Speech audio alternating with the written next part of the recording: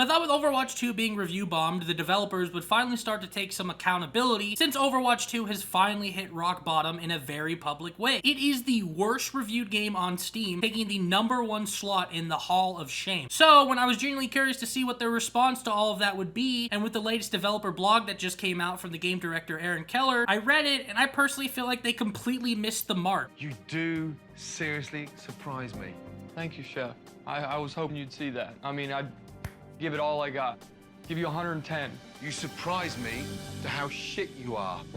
Thank you. It's kind of a normal Overwatch 2 Blizzard response at this point, where they talk about some of the new stuff and they say things like they will continue to improve the game, and that it feels like they've been listening to us, because a lot of core Overwatch players say they love the state of the game, which to be honest, I feel like it's true. I've been enjoying the game so far, but with the game being review bombed as harshly as it was, becoming the worst rated game ever on Steam, I feel like this was honestly such an easy layup for them to take some accountability. This was a chance for them to finally address the community about all the crap they've tried to pull with Overwatch 2 in the past 10 months and genuinely make an attempt to mend the wounds put on the Overwatch community by everything this game has been through. And instead, this post ignores all of the outcries from reviews and just kind of dumbs it down to review bombing isn't fun. Like, there isn't any valid criticism in there. He could have addressed some of that, and he goes on to say that a lot of the reviews were mostly about PvE. He doesn't even say sorry here. He just kind of says, I get that. Like, okay, do you guys actually get it? For me, personally, I think one of the most annoying feelings in the world is when someone should apologize. It's the right thing to do. And then the response to you is basically like, I get that, and I'm sorry that you feel that way. It's just so annoying. So here's kind of the direct quote on the state of the game. I'm not going to read it all. If you guys want to pause it and read it, here you go. And while I, of course, want to see Overwatch improve, I've been begging for it to improve for the past 10 months. But they keep trying to pull bullshit like a $26 reskin that launched as an epic originally and had a T-pose in the victory animation. This pose feels like a nothing burger that doesn't address issues with polish for the game, monetization issues with the game, or players' perceptions on the game, aside from PvE not coming out the way we thought it would. Players aren't just upset about PvE. There's a ton of things wrong with the game, and this was his chance to discuss some of it and actually make it seem like we're being listened to. Are you guys doing anything about the lack of polish in skins lately? What about the fact that the battle pass has regressed? While I do think some of the skins are great, we told you guys we loved it that it was on a theme. We got the space theme battle pass and then the D&D battle pass. And even if not everyone was excited about them, it was appreciated that they had heard our previous feedback and fixed it and made it more on theme and made it more,